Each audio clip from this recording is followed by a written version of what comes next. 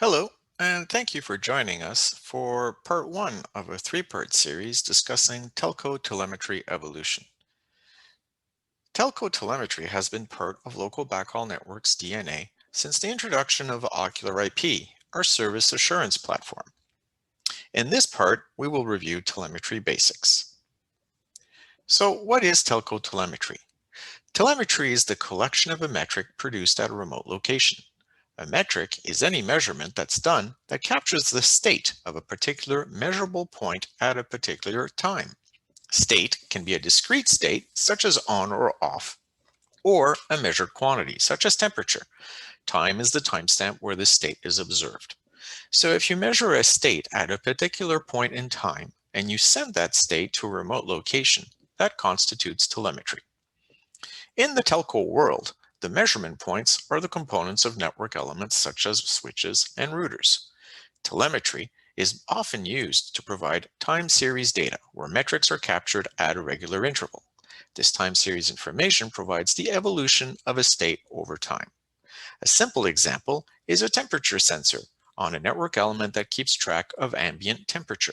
If the output of that sensor is recorded at a specific point in time and provided to a remote location, that constitutes telemetry. Telemetry evolved to include concepts such as metric aggregation. Aggregated metrics capture multiple measurement point readings over a fixed interval of time. These multiple readings are then used to derive aggregated metrics, most often through mathematical functions. For example, min, max, average. As an example, you can take 61-minute readings of a temperature sensor to produce hourly min, max, and average temperature. There are pros and cons to aggregated metrics. The pro is that aggregated metrics reduce the amount of telemetry that is produced. In the example above, we had a 20 times reduction in the quantity of data. However, aggregated metrics do introduce the complexity of interval completion, in that data can be collected too soon before the interval completes, too often, or not often enough. In the diagrams depicted to the right, you see at the top that the collection intervals depicted by blue arrows can be in the middle of the interval. In that case, you are retrieving data before the interval is complete, such that the data is not really valid. Likewise, in the middle scenario, you're collecting too often.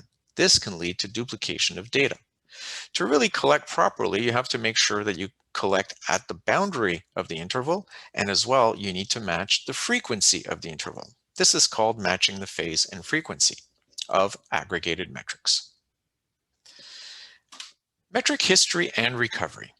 Historical metrics are a concept in where the metrics are stored on network elements. Telemetry means that metrics must be provided to a remote destination, but this does not mean that the metrics need to be sent right away. They can be held onto such that their transmission is batched. Batch transmissions are quite often more efficient. Batching implies that the metrics are stored for a short period of time on the network elements. This storage is done in what we call historical bins, where each bin represents an interval. That is depicted in the diagram on the right, where we see that 4 bins are stored in some form of storage on the network element.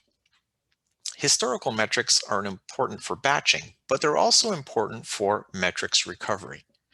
Telemetry destinations may need to go offline for short periods, either for activities such as maintenance, or there are network downtimes where the collector and the network elements lose network connectivity.